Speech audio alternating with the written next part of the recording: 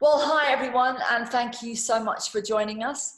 And I am super excited to introduce a beautiful colleague and a great inspiration to me in my sound healing work with tuning forks, Eileen McKusick. Thank you so much for joining us, Eileen. Thank you for having me. I love that you guys are doing this summit on sound. Yeah, I think it's a beautiful opportunity to share a deeper look at sound. And I love the fact that you work with frequencies which, are similar to my work. So for the people out there who are watching, who are not familiar perhaps with your biofield tuning, would you like to explain to them what it is that you have created as a modality so that people know a little bit more? Sure. Biofield tuning uses tuning forks on and around the body. And what makes it different than other modalities is that about 10 years into this practice, which was really just a hobby and a curiosity, I accidentally discovered a terrain around the body that responded to the sound and started to really explore at the time, what I could only call the aura or the human energy field with sound, using sound like sonar. And, starting from maybe 6 feet away from the body and activating the fork and sending the sound into the field and into the body like sonar and listening to the ping back. And through that process, through a number of years of very deep listening, patterns started to emerge. And what I ended up doing, which I certainly did not set out to do, was mapping the human biofield. And I use the term biofield because my approach became academic. After I started working in the field, and having these very dramatic therapeutic outcomes with my clients. When I was just working on and over the body, that was kind of neat. It was intriguing. People got results and wanted more. But when I started exploring this, 5-6 feet away and then moving in towards the body, the therapeutic outcomes became very dramatic and very curious. And the whole process of exploring the field and the anatomy and physiology that revealed itself to me was super fascinating, but also very perplexing because I couldn't find any kind of context to attach it to. And, just very simply, when you move a vibrating tuning fork through the field slowly towards the body, you actually encounter areas of distortion, of turbulence, of resistance. The sound of the fork changes. The fork kind of becomes like an invisible ink decoder that is revealing the hidden texture of a person's field. And, we all had the experience of getting a bad vibe off of somebody. And that's because we do. We give off vibes. And the tuning forks are a way to actually find and decipher the waves coming off the body, but not only read them in their distortions, kind of like an auto mechanic taking a car for a test drive, like, oh, here's a noise here, And so I started to realize that if that noise is in that spot, that means this. And, so I kind of went under the hood in the body's energy field and started to figure out this connects to this, and this sound means this, and this here means that. And the simple act of holding a tuning fork in an area of dissonance in a person's field, the body is designed to be in tune. And when given the reflection, the biofeedback of its own out of tuneness, you might find a spot in the field that's really sharp and full of alarm because it's a memory of a time when we maybe were in a car accident or we received really alarming news. And so our whole system kind of goes, ah, and so that is in there. And you can hear that in the fork. And it sounds really sharp and high and, like how you felt. It sounds and it evokes that feeling. If you activate the fork and you just bring it back to that spot repeatedly, the body hears itself. It hears its own out of tuneness, and it will spontaneously auto tune. It will relax whatever tension is holding that pattern in place, and the sound will modulate and become resonant and harmonic. And suddenly this subconscious tension that we're holding in our body because of some old bad input we had, we just relax that. And then what comes along with that sort of targeted nervous system relaxation is breath that is more free. And people are able to start to breathe more fully. And this is really, if I would say, if we're going to boil Biofield tuning down to its simplest component, it's a process that helps you to relax and breathe. And that is really, it's really that simple. Because most people hold their breath. Our entire emotional history is on our breath. I really come to see that the degree of freedom you experience in your life, in your mind, in your body, in your finances, is directly related to how free your breath is. Yeah. That's great. Yeah. It's all about that, and the level to which we can relax the body and has the energy flow open, and we can be fully in our body as opposed to up in our minds or out of our body, dissociated, perhaps because of trauma or that kind of thing. Yeah. And that's a lot of what we work with is people who have had trauma, who disassociated, gone up in their head, or kind of gone up and out because the body isn't safe anymore. And so this is a way of coaxing the soul, the spirit, the electric body awareness, consciousness back into embodiment. And I think that one of the things that we don't say in this work is we don't talk about raising people's vibration, because to me, people who have had trauma tend to have that kind of going up and out tendency. And so when we talk about raising vibration, it's kind of doing that, well, we're just going to ascend to 5D, we're going to go up and out, when what people really need is to actually descend into their body. And be really present and find like your tonal sweet spot, as opposed to like trying to raise your vibe. I'm going to like succeed in centering and grounding and being present and being resonant and being clear right here and now. I'm not going to wait for 5D to show up and take a big breath and be okay. Yeah, I think I absolutely agree with you, because, I've been working like you with those frequencies of the solfeggio, the wider number set, the 18, and was using that modality I created for years. And then I suddenly realized, well, actually, we've got so many people who have experienced trauma, and we've also got all the technology we surround ourselves with. And that then has the effect of keeping us up in the brain. And so addressing that, is important too. So, yeah. I'm really curious then, because the theme for the summit, as you know, is to address most of the challenges that humanity faces. We're in such an intense time of planetary transformation, and I'm curious to learn more about the particular frequencies you find that useful, and what have been the results that you have found with your clients because of those frequencies. Which ones do you feel are the most effective, or can you does it narrow down to one or two? Or I know you've got the sonic slider, so maybe you'd like to mention that too. Yeah. Well, initially when I first started in 1996, I had the C major scale, C, D, E, F, G, A, B. And they came with this little tiny instruction book, like this big. It said use C over the root chakra, D over the second chakra, E, and so I did that for years. I just kind of fell into that. After a number of years, I started feeling like I needed a different set. And so I went online and I started searching other tuning fork sets. And even back then, this was probably around 2005, there were a lot. And I got really confused. And I was like, I don't know what to pick. And, especially if you can't hear them, right? You don't really know. Right. And so I asked the universe for a sign.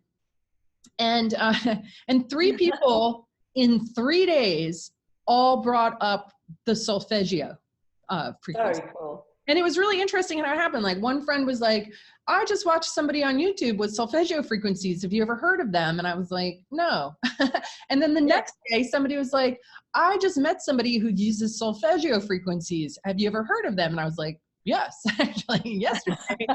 And then, no joke, on the third day, I met a girlfriend for lunch. We sit down at the table and she pulls a book out of her bag, and it's Len Horowitz's book, The Healing Codes for the Biological Apocalypse, which is the story of how the solfeggio tones came into being in modern day use. So, and that's all based in threes. Yeah. So I was like, okay, point taken, solfeggio said it is. And I ordered them. And when I got them, I just fell in love with them. They're so clear and bright and beautiful.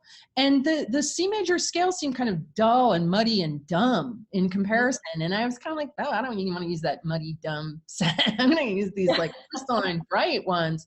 But I also, I worked with Randy Masters, and we co-created a sacred geometry set. So I got, like 10 different numbers based in sacred geometry. I also, at various points, borrowed and used like an organ set and a Fibonacci set, and really had the opportunity to have my hands on and play with a lot of forks. At one point in my practice, I was using up to 30 different forks in a session. Wow. Yeah. That's a lot. It's a lot, right? And then, but then I went through this very curious experience of, I was a mom with kids who were, I think that they were 9 and 12. I had a busy practice. I was teaching classes, and I had a book deadline for my first book. And I thought that I could do it all. And what ended up happening was this very strange thing where all of a sudden the primary fork that I was using, the 174 hertz, which is the lowest frequency in the 9-piece solfeggio set. Yeah. My favorite fork. The reason why it has been my favorite fork is just that it's really useful. It really it interfaces with the field in a really interesting way, and that it reveals a lot of information. And when you go into the higher frequencies, you don't get that depth of information in the overtones and the undertones. And when you go into lower frequencies, things just get a little too broad and big and loose with lower forks. So it was really like kind of a sweet spot fork for me. And I found that I was using it a lot. But what ended up happening was it started to develop a buzz. And so all of a sudden I was like, well, I can't use this anymore. Got another one. And that one lasted me about 4 months, and then it developed a buzz. And then I went through this experience where the next fork lasted 2 months, then 1 month, then 2 weeks, then 1 week, then like 3 days. And then when I finally gave up, I had one fork that lasted 5 hours, and then it started buzzing. I became like a fork killer. and it was really perplexing. I was like, what is going on here? I teach a class and my forks were blown. I'd have to borrow somebody's and then I'd blow it. And everyone was like, Eileen can't touch my forks. In hindsight, what it did was it forced me to stop seeing clients and only focus on my book. My superconscious destroyed my ability to see clients because I'm really knuckleheaded, I'll just keep persisting and persisting. Yeah, I'm the same. Yeah. So it took being literally disabled in order for me to stop seeing clients and focus on the book. And in hindsight, that is exactly what was required. I ended up having to put, full 8-hour days, day after day after day into writing. So there's no way I could have seen clients. Yeah. But the whole experience of decimating these forks led me to have to create a new alloy that could actually stand up to the biofield tuning process. Because in regular tuning forks, if you're just holding something over somebody's body or you're just kind of hanging out over a chakra, the fork is not going into heavy dissonance. But in biofield tuning, we might get into this incredibly traumatic experience of like violence, horror, and there's so much distortion that the fork is being forced to express and reflect that it isn't designed for that. And so we actually had to create an alloy that was both more flexible and stronger. And so, you know, the tuning forks that I sell are more expensive than other tuning forks, but this alloy withstands the biofield tuning process in the way that regular alloys don't. So that was, you know, the outcome of all of that was the invention of a fork that's actually much better suited to this process. So the ones that we use are from the unweighted forks we use are from the solfeggio set. We use 174, 417, and 528. And the reason why I cut back to those was in the process of breaking all these forks, I'd be down multiple ones at any time. I discovered I didn't need a lot of forks. I discovered that really the body just needs a reflection of its state, and it will find its own harmony. You know, the idea that a healthy kidney is 139.2 hertz frequency, and you're going to put that frequency in order to create that frequency in the kidney, that's not the way we see it in biofield tuning. We see that your kidney is out of rhythm because you have suffered betrayal multiple times. You have a pattern of betrayal, and you energetically have taken this hit over and over again, and now your kidney is just like, you know, kafutzed. And I could put 139.2 hertz on that, but the information in your biofield of every you know, betrayal you've ever experienced is just going to inform your kidney right back into its miserable little tone that it was making. And so what we do is we find the memories, the inputs of those betrayals, and we hang out in them and we harmonize those. Because your biography becomes your biology. And all of these stories, especially as we get to be 60 or over, start to inform our body, and we start to break down in these places where we've taken hits and we have distortion in our field. So what we do is we actually modulate the memory and get that area to harmonize and relax, which then that kidney is looking at the blueprint, and now that blueprint is clear and harmonic, and so then the organ will be able to be in that place. It will sort of heal itself. So you don't need a lot of different frequencies in order to do that. And I picked the three that I picked just because I like them. You know, I'm like, if I was going to kind of sort out and get rid of some and just keep others, these are the ones that I like and that I find useful to work with. So that's our unweighted forks, but our weighted forks are actually based in the Schumann resonance. And so for those of you who don't know what the Schumann resonance is, it is the background electrical pulse of our atmosphere. And it is on average about 7.83 hertz, and it's higher harmonics. Some people talk about how the Schumann resonance is increasing, and that this is related to the Earth's consciousness increasing and how we're all ascending. And I don't believe that at all. I've done as much research as I can into this. I spoke to Roland McCready of the Heart Math Institute recently about it in person. And he has, he monitors this stuff. And he said, this is a conclusion that I came to, in order for that frequency to be increasing, what it is created by the fact that the Earth is in an electrical environment, space is electric, the solar wind is not wind, but the flow of electricity. Our outer atmosphere is like a magnetic bubble, and charge builds up on that, and then it discharges between the surface of the Earth and the ionosphere. And so we have all this electrical activity that's continually going on. And that 7.83 hertz frequency is created by the size of the ionospheric cavity. Yeah, exactly. And in order for the frequency to go up, that cavity would have to be shrinking, and there's no evidence that that's happening. No. What we are experiencing is spikes in where the upper harmonics are being accented, like the amplitude is going up, but the baseline frequency is remaining the same. Yeah. And so all of life on Earth has kind of come into being with this background pulse of around 7.83 hertz. So it's the brain in that alpha theta cusp. And when you're in that brainwave state, you are relaxed and present and aware. And there's also kind of a sense of unity consciousness as well. There's a, whereas, if our own brainwave starts to go up, like say you go up into like 14, 15, 16, into that beta state, that's like worry and fuss. You know, this idea that going up is somehow like better is simply not true. You know, the closer you get to zero, the closer you get to God. Like this demonization of extremely low frequencies is very strange. It's illogical, right? So all vibes are good, you know, but when there's noise or static in the signal, that's the problem. So, you know, what we really want is a clear signal. So the frequencies that I use in the weighted forks are the 7th and 8th harmonics, so 7.83 times 7, 7.83 times 8, and that makes a pair that has a binaural beat of 7.83 hertz. If you listen to one in one ear and one in the other, it kind of induces that brainwave state in the body. And then the sonic slider is my most recent invention, and that's the 12th harmonic. So that's 7.83 times 12, and it's 93.96 hertz.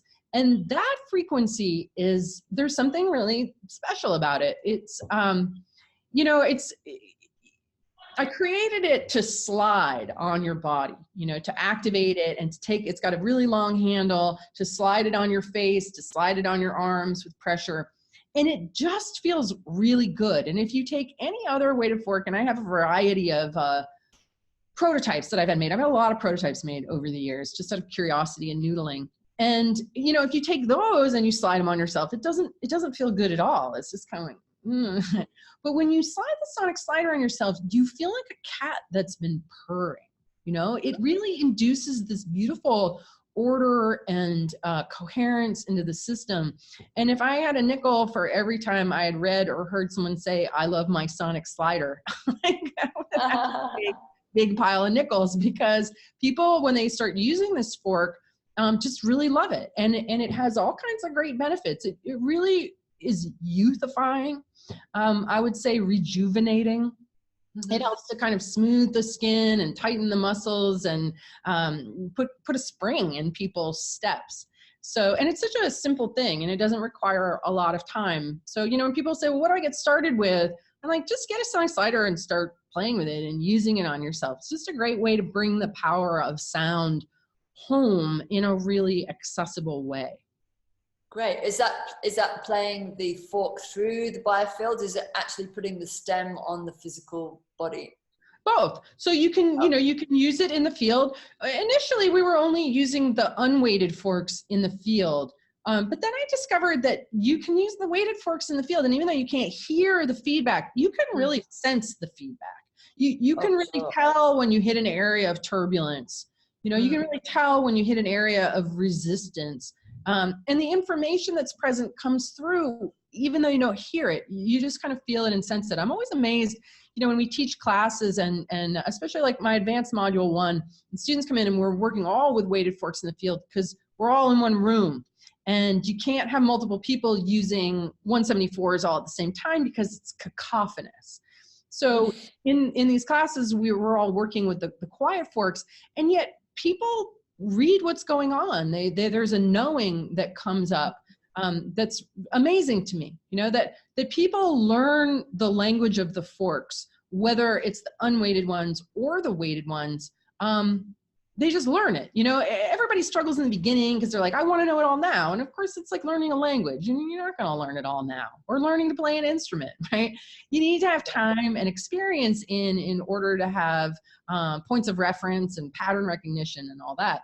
But the more people do it, the more they learn this language of vibration, which is really our fundamental language, and the language that really all of nature speaks vibration. You know, dolphins vibration, horses, dogs, you know, kids, like, so there's this fundamental language that the forks reveal and that people learn over time, which is really great. So coming back to the sonic slider, you use it. You can put, I don't have one handy with me, unfortunately, but let's just pretend this is it.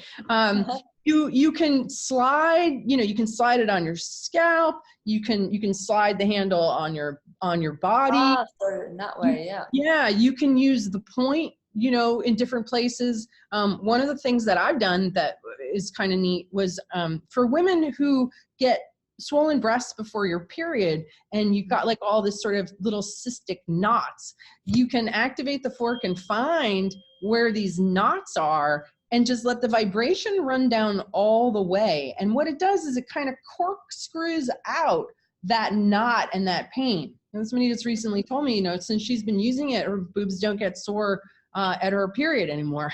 So all kinds of stuff.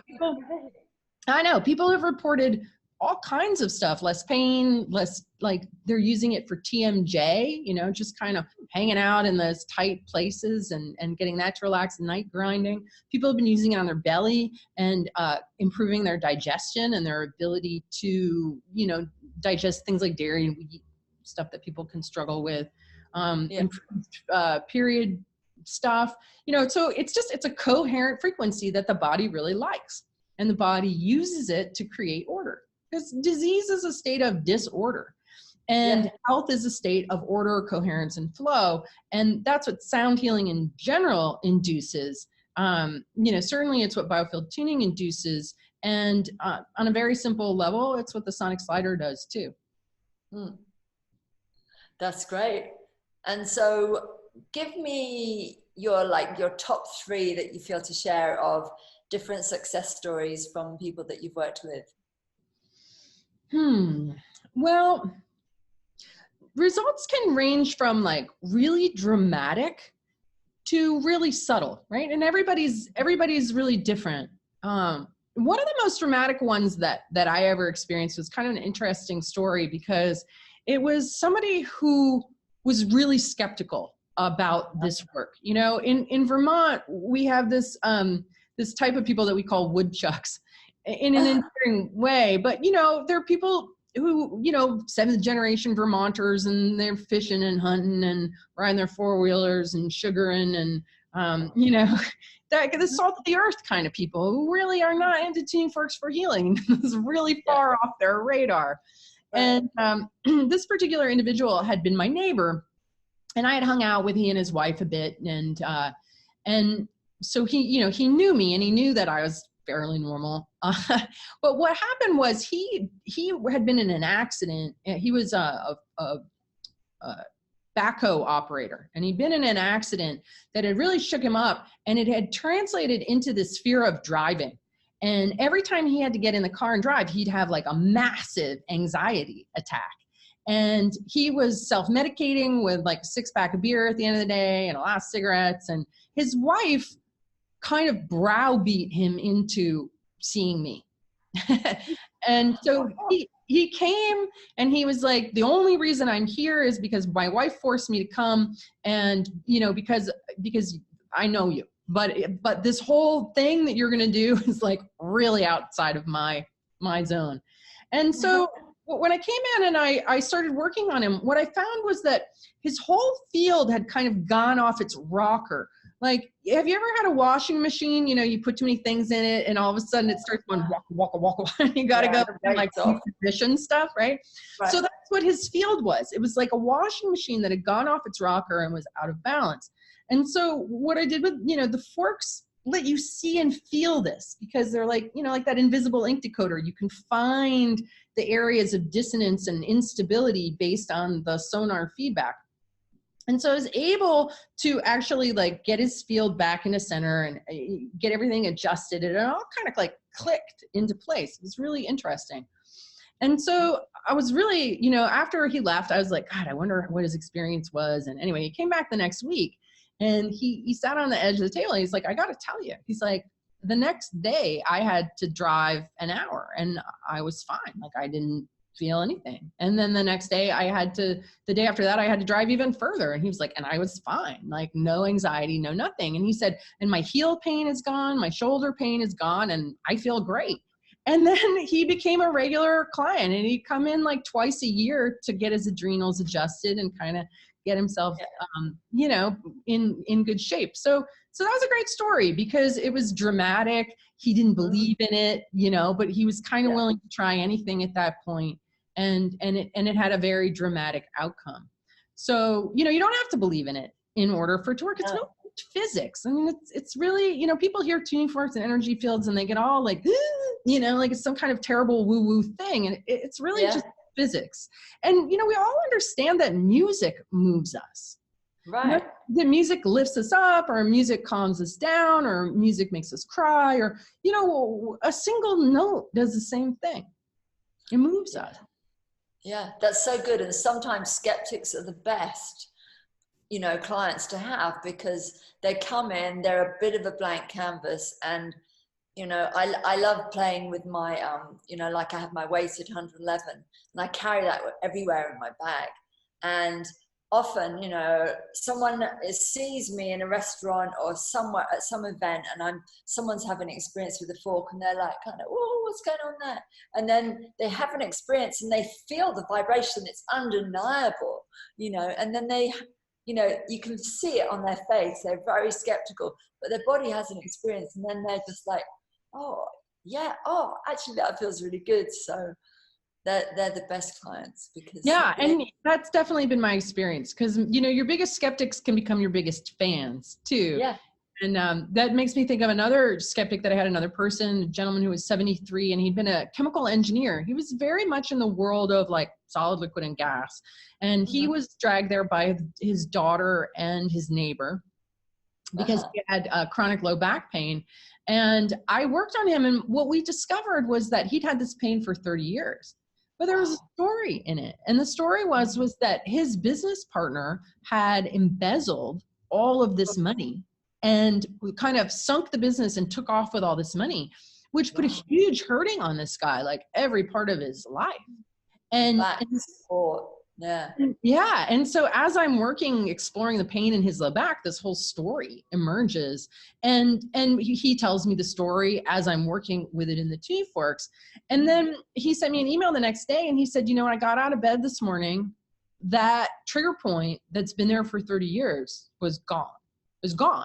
And, and his mind is like trying to figure it out because it's sort of outside his paradigm. But again, he also became a regular client because even though he was skeptical, he had an outcome and made that observation and found that every time he got a session, he just was feeling better and better. So, so you don't have to believe in it in order for it to work. And then also, the other part of that is that what I really found is that most pain is emotional. Yeah. And that there's usually in every ache or issue, there's a story somehow of some emotion that hasn't been processed or healed or released or forgiven. Yeah. Or we're just not even letting ourselves go there to acknowledge it. So it's just showing up as physical pain. Yeah. So that's what we're able to treat, and even things that are like psychosomatic. I worked on a woman once who had all of this pain in her left shoulder. And she'd, gotten MRIs and done this and that. And they're like, there's nothing wrong with your shoulder.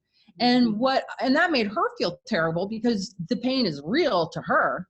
So what I discovered as I'm kind of working off the shoulder was that there was really heavy energy off the left shoulder. And in the Biofield anatomy, that area is where sadness, grief, and loss accumulates. And I said to her, have you lost somebody close to you in the last year or two? And she said, oh yes, my husband died 18 months ago and I have been just so sad and I can't seem to let it go. And it was really weighing on me. And, of course, all my friends have kind of lost patience and sympathy at this point, because it's been a year and a half. And so I was able to take that heavy energy that was stuck there. The tuning fork acts almost like a magnet where you can sort of hook into this magnetic cluster and actually move it like a magnet moving iron filings out of that accumulation in that heavy spot and back into the midline and back into circulation in the system. And so this was just like a 20-minute demo session in a chair that I was doing. And when I finished, she raised up her shoulder and she was like, oh my God, all of the pain is gone. Right. So that's psychosomatic pain. Yeah. There was nothing physiological, but that's the emotional pain of the sadness of being a widow. And it was just weighing on her so much. And it was, that kind of psychosomatic pain, we could shift it like that. So, it's a way to get into the mind and the patterns that are underneath the symptoms and really work with those. Yeah. It's so good. I think a sound, Edgar Cayce talked about it, didn't he? That psychic sound will be the medicine of the future. And I increasingly say, well, the future's now, you know, it's like we don't have to wait any longer for that. Yeah.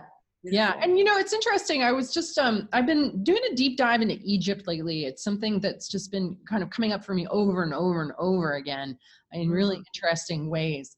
And I was just watching a video the other day about how they had these crystal sound healing tables in, you know, in ancient Egypt, and all the healing was done with sound. So we're really just coming full circle again. And I think, you know, the Aborigines have been using it for tens of thousands of years. It's really the most ancient and the most effective way of bringing us back into balance, that we are tonal and rhythmic beings. We are instruments, and we, just like any instrument, you know, get out of tune. And just like any instrument, ideally, you know, can, within reason, can be brought back into tune, so can the human body. And that when we're in tune and our inner orchestra is, you know, everybody's using the same sheet music and there's just one conductor, and, you know, then we're groovy, we're making music. But when we take a lot of hits and we've had a lot of trauma, or even just being in this culture, which feels so traumatic at the moment, right? I mean, with what's going on in England at the moment, and what's going on in the States, it's like, like kids whose parents are going through some terrible divorce. You know, it's such a mess. It's really hard to stay coherent and clear and optimistic and playful and, you know, lighthearted while the outside world seems so heavy and entropic. Yeah, I've been wanting to encourage as many people as possible to carry a tuning fork with them in their bag. Like, I carry my 111 hertz with me everywhere. You know, it's a great conversation starter, and there's always someone who's got a headache or having a bad day, or they've had a bike accident here in Bali, you know, and it's such a great tool because it can shift energy like that. You know? Like that. Yeah, absolutely. I mean, I keep mine with me all the time too. I've always, you know, I meet somebody and they're in pain, I can pull it out and work on them right away. And it's really simple. I mean, I've taken people from like an 8 or 9 on the pain scale down to a 1 or even a 0 in as little as 15 or 20 minutes with one tuning fork, you know, just working in their field, finding where those spikes are, and just helping the body to regulate and settle down. And it's an amazing thing. You know, I would really love to see this in emergency rooms. I think that a lot of people that end up in the ER are emotionally jacked. And that is, you know, the precursor to the big accident, is there's a buildup of emotional, you know, that culminates in an accident. And the whole nervous system is completely cranked up. And this, you can just dial it right down, you know, the whole opioid thing. I'm like, we don't need opioids in emergency rooms. We just need tuning forks. And it could help all. I mean, obviously there's certain things where there's lots of blood and whatnot that are, you know, you need heavier duty stuff. But a lot of people's crises are very often emotional. Yeah. Well, they, you know, for methadone, when they're using it for heroin addiction, you can actually replace that with 111 hertz with a therapy called NET, which is Dr. Meg Patterson's work. And I love that because, you know, then the body doesn't have to process it from the liver with the methadone. So, you know, and sound is just so elegant. It has that beautiful intelligence to know exactly where it's needed. It does, doesn't it? It just amazes me how the sound goes into the body and it goes where it's needed, and the way that the body partners with sound is just so beautiful. Yeah. And I was super excited to read on your website, actually, because you talked about the medical world, just working in the emergency area, you know, that you've actually started to partner with a few medical organizations. Would you love to share about that? Well, it's slow going. You know, I partnered with the Conscious Healing Initiative. They're not necessarily medical. They're more about advancing the biofield. That's the work of Shamini Jan. And so, we've done some research there. What I am doing, which is really exciting, this is an interesting step, is that I created an organization called Tuners Without Borders, and, like Doctors Without Borders, because it's been my observation that the people who need this kind of work the most are the ones that can least afford it. And it's a very accessible technology with relatively inexpensive tools. And so we started this sort of peer-to-peer program where we bring tools and training into areas that are, you know, at risk or historical stressed. We've done two locations so far. So the first one we did in Kingston, Jamaica. And then we also went to the Pine Ridge Indian Reservation last July. And so in Jamaica, what it ended up turning into, we started working with a group through a church, teaching them how to use the just two weighted forks, the 7th and 8th harmonic or the Schumann, on each other and themselves. And what came out of that effort, we went a couple times, was a relationship with Micco University College, which is the oldest teaching college in the Western Hemisphere. This college was founded in 1836 and has stayed viable because it is continually innovating. And so I had a meeting with the president and one of the directors of their physical education and sports medicine program. And we, starting in September of 2020, are going to create a Biofield sports medicine program at this college. We're going to train people to become practitioners, focusing on Jamaican athletes. And we're going to set up a clinic where our students can practice and the athletes can come in and we can start to collect data. So we're going to do research, we're going to do training, we're going to develop a kind of branch of biofield tuning into sports medicine, which is, to me, you know, this is a foot in the door in both academia and sports medicine.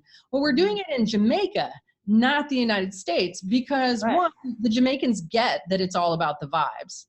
Right. And two, you know, they can't afford all the fancy stuff. You know, they don't have that sort of big pharma in research universities dictating what is happening. And the biofield is an edgy place as far as academia goes. You know, I really think about how the whole, the split, you know, of religion and science. And so this agreement that, like, okay, anything that has to do with soul and spirit goes to the religion, and the rest of it goes here. And so what we've done is we've taken the soul, or the plasma body, your fire body, your electric body, out of the equation. To me, our electric body and our bioplasmic body and our soul are all the same thing. Yeah. And, you know, so when you start going into the biofield, you start going into that dividing line, that territory between religion and science, and that's like verboten territory. You know?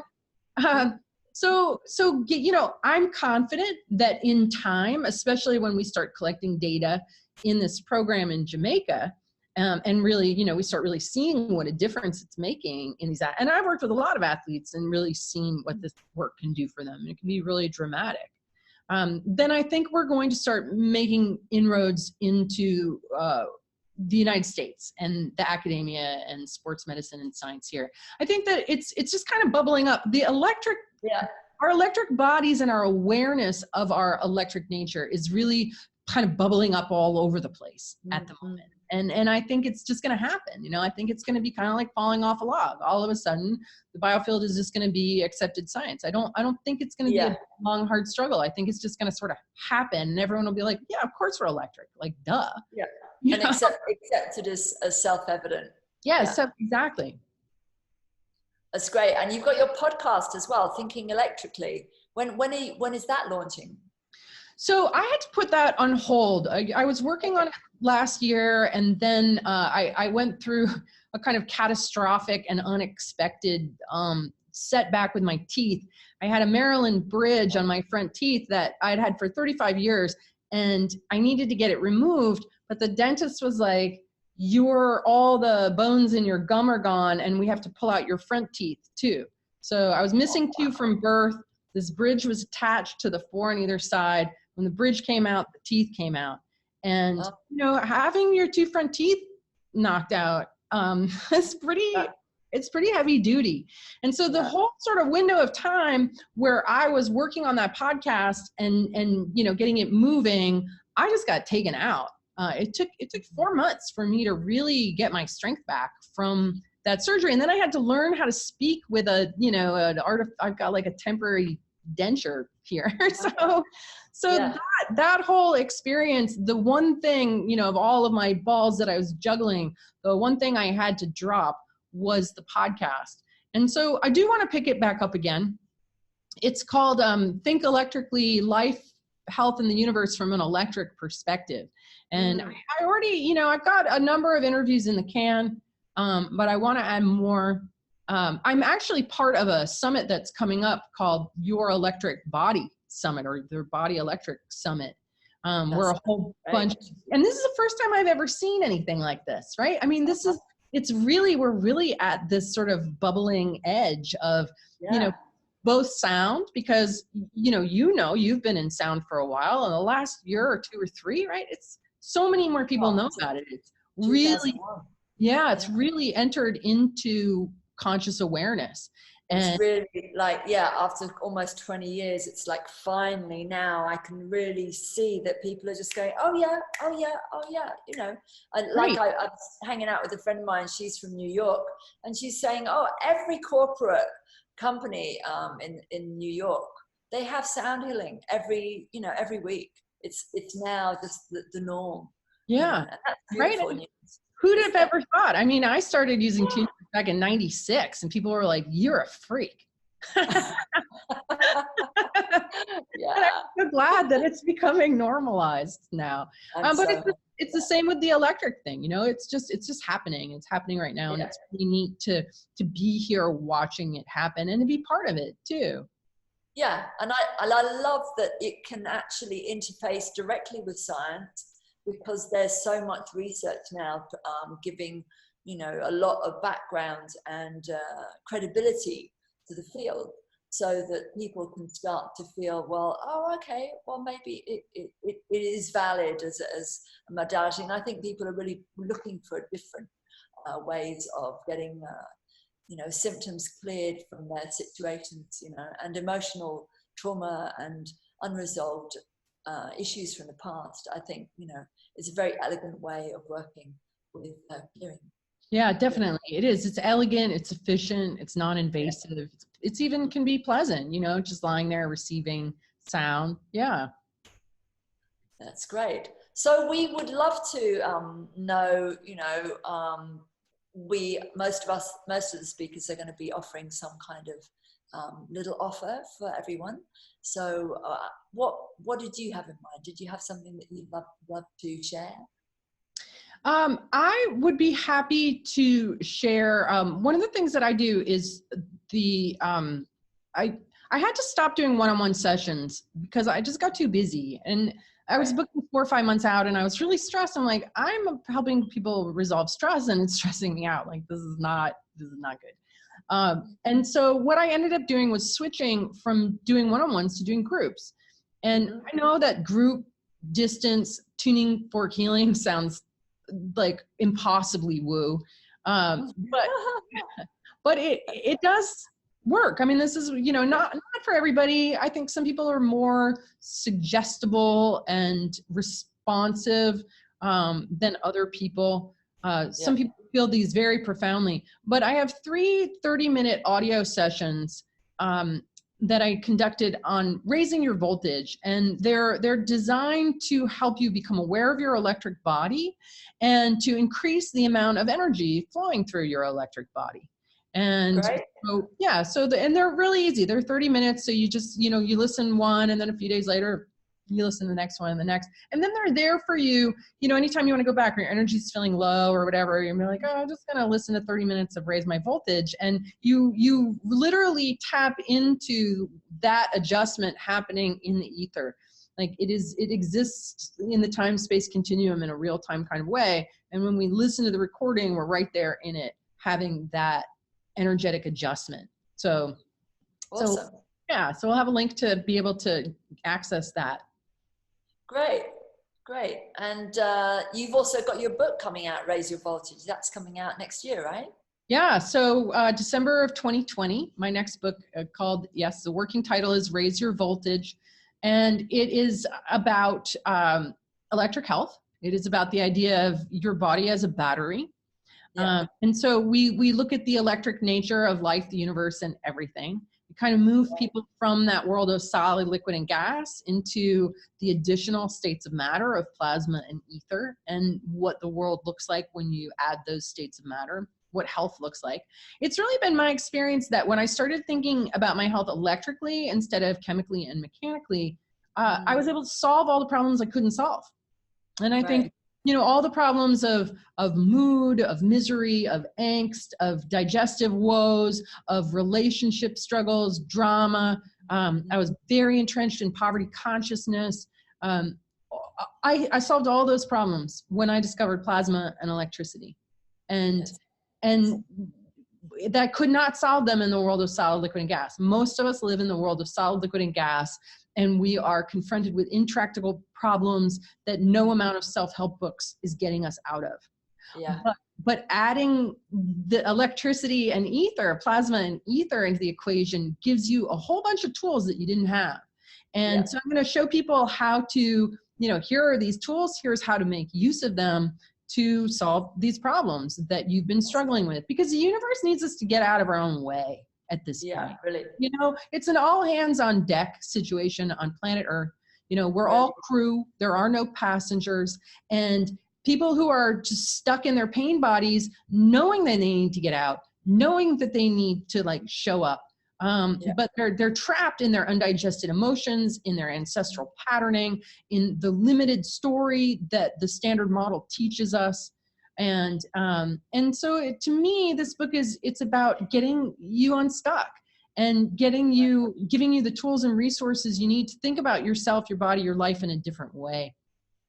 That is empowering, that gets your rubber on the road. But a big part of the book is really about emotions, because emotions are really the elephant in the room here. You know, you can go to the hospital and you're having some kind of terrible experience. Nobody's going to ask you about your emotions. Nobody's going to ask you about your stress. They're just going to poke and prod at your meat machine, and as if there is no mind in it. And that you know, even the CDC, the Center for Disease Control, says that 85% of disease is caused by stress. Well, what is stress but the mismanagement of emotions? Right. And we've just been so taught to suppress our emotions, to project our emotions, to, you know, to take this pill, to buy these boots, to, you know, drink this wine, to desire this car, you know, whatever. But just don't face, deal, own, express, share your emotions, because that's in poor taste. Yeah. Well, I'm super excited I really look forward to reading that book. And I think we are at a time where we do need different tools, like you say, and they, you know, sound really has that capacity to get in at that deeper level that bypasses the doubting mind, and it allows you to have a transformational experience. So I would love to have you. Oh, you got your thing there. Great. Speaking of transformational experiences bypassing the conscious mind. So let's have a transformational experience now. If you'd like to share a little meditation for us, so that the viewers can tune in with something that can help them shift from where they are. Maybe they're having a bad day. You know, water is life. And water is really everything. Like water is where all the memory is stored. Water is akasha. You know, it's the akashic record. Water is highly suggestible, and it will hold whatever vibration you put into it. It's a really miraculous thing. So our bodies are actually 99% water by molecules, because water molecules are very small. So we're about 70% water by volume, but most of the molecules in our body are water. We're really just a bag of water. And that water is holding information. Water can be heavy or water can be light, and it has to do with the way that the atoms are spinning. And so this is a meditation to lighten, brighten, purify, clear, cleanse, uplift, harmonize the water in your body. Beautiful. And when our own water is vibrating in that greatest potential of water, with its most aliveness and its most brightness and its most energizedness, then we become the tuning fork. We radiate that vibe wherever we go. And, you know, anybody who's ever eaten the food of a really good cook knows that just by being near that food, by touching that food, by handling that food, that they're changing the molecular structure of that food and imparting a kind of energy into it. Right? Nobody can argue with that. No. We are doing that with everything we touch all the time. Every single one of us is imparting our vibe into the world around us. And if you are, you know, going under with the despair and the heaviness and the entropy, and you're sitting around just pouring heavy shit out your, you know, in the left armpit, we call it the world pain spot, or the pit of despair. Right. You know? Because you're like, oh my God, this world, blah. You're just pouring bad vibes into the whole mix. Like, yeah. I'm not trying to guilt you for feeling bad. Feeling bad is a normal response to the information that we're exposed to. And you know, when you're faced with looking at the world in a 6 major extinction, that's pretty heavy and pretty sad. Yeah. But us sitting around moping about it doesn't help. It's not noble. And so I want to encourage people to cultivate gratitude and good vibes and positivity, you know, atoms up, as my friend Tiffany says, yeah. Because we are contributing to the collective vibe. We're all adding to it. And we need more coherence and more clarity and more, honestly, more play. I think that, you know, it's almost like people feel guilty about feeling good or playful when everything's so wretched, but that's exactly what we need. We need more light. And so this is to bring more light into the being through your water. Okay. All right. So this is going to be a visualization, and it's going to be sort of sound assisted. So I'm going to use the tuning fork to support this intention and process. Okay. Right. So let's all just take a moment and let's just close our eyes. Sit with your arms and legs uncrossed. Take a breath down into the belly, like as deep down into the belly as you can go. And just notice how far down in the belly you can go. You know, a lot of people get caught up in the upper chest or right around the diaphragm. So, you know, if you're feeling like, oh, I can't breathe past this point, that's fine. I just want you to notice it. But keep on trying to breathe deeper into the belly. And then on the next breath, when you exhale, I want you to exhale down your legs and out your feet. So I'm going to push the energy of the exhale down into the ground. And when you do that, make like an audible sound. So just breathing into the belly, exhaling down to the ground with an audible exhale. And that's just connecting us to the ground. We want to be grounded whenever we work with our electromagnetic body, which is what I'm going to do right now. Okay, so I'm just going to listen into our group field. So I am working with everyone who is watching this live and everyone who will ever watch this video, okay? Everyone who is watching this, you are here in this adjustment right now. And what I want you to do is I want you to visualize above your head this dancing white-blue light, like when you're watching sunlight dance on the water and you see those sparkling stars of illumination. I want you to visualize this right above your head, and it's got a little bit of a blue quality to it, like that Mother Mary blue, or electric blue, white, dancing starlight above your head.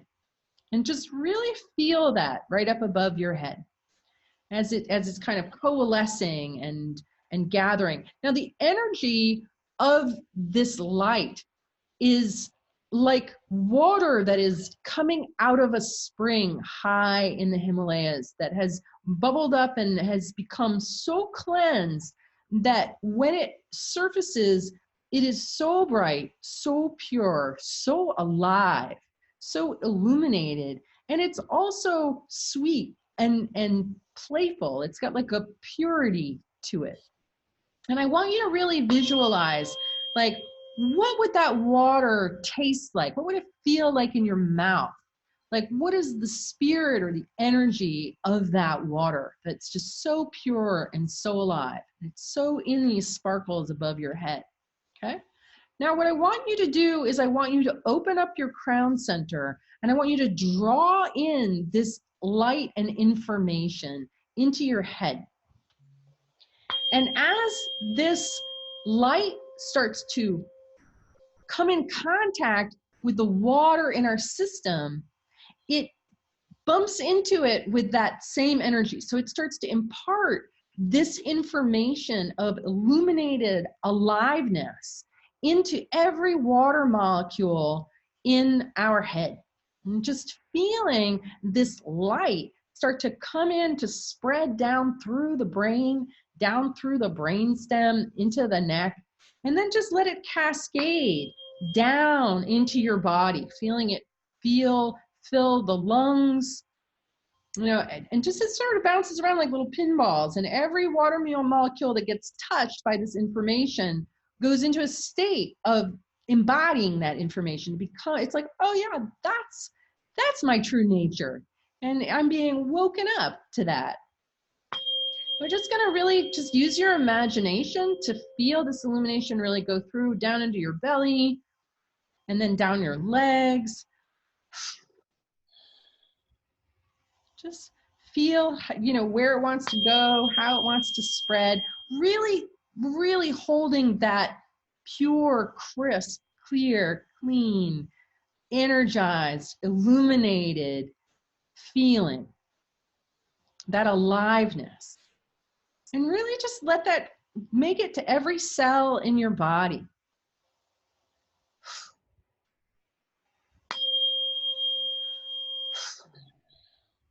And I want you to love the water that's in your body. You know, as humans, we've been programmed for self-loathing, but what that does is it makes us impart self-loathing into the water. All the pollution we see in the world in the water is a reflection of the pollution inside our own minds and our own inability to love nature, to be grateful for nature, to see ourselves as part of nature, as nature. What are you but nature? You are a packet of the creation of the universe. You are starlight, you are water, you are minerals, you are rocks. You are all good things that deserve love and can be in resonance with our healthy environment. We can have a healthy, connected resonance with our healthy environment through embodying this purest vibration possible of water, the water within us. So breathing into the belly, exhaling down to the ground. If there's anything that's been displaced, anything sort of heavy or gunky or junky that all of a sudden this brightening sort of pushed out, let's use the sound and our breath to release any of that with a strong exhale down into the ground, letting go of energetic impurities that we've been subconsciously holding, to just make space for this brightness to rest in our being. And as we become coherent expressions of water, we inform water everywhere we go to remember and to return to its pure, pristine, highest potential state. We become emissaries of that vibration. And this is something that you can bring yourself back to, you know, over and over again. You can bring it in through the crown. You know, you can just be like, oh, I'm going to let in that good vibe. I'm going to just let this really flow through me. When you go to drink a glass of water, like if you have to drink tap water and you're not thrilled about it, you can pull this energy into your being. You can send it down through your hands and you can change the taste of tap water. This is something we do in all our classes. We love it. We charge it. We bless it. And it becomes illuminated and energized, and it changes the taste. And this is what we're doing when we cook. This is what we're doing when we walk through the space-time continuum. And so I want you to practice it. I want you to love the water within, love the water without, bless water everywhere you go, bless the water if you're a healer and you're working with clients, think about the water in them. And it's just a really easy, nice way to shift our state and make a difference in the collective as well. Good. Yeah, so I'm just going to let this sound run down, and everybody feels a lot more kind of diamond glinty and brighter. What are you noticing, Eeshi-ra? I'm definitely noticing, I'm feeling this beautiful shift down into my belly. I just started opening and softening and an expansion. Yeah, it's really nice. Nice. Yeah, okay. So there you go. That's your little love the water in you, love the water without. It's really all about love and water and electricity. Awesome. You know? Yeah, so important. Yeah, to clean up the rivers within, to clean up the rivers without. Exactly. Yeah, clean up the planet and repair all that we from the inside out. Yeah, yeah, beautiful. Thank you so much, Eileen. Such a pleasure and such an honor to witness, you know, your beautiful journey with sound and to hear more about your work. Thank you for your time, and I'm sure that people will be very inspired by what you shared here today. And, nice.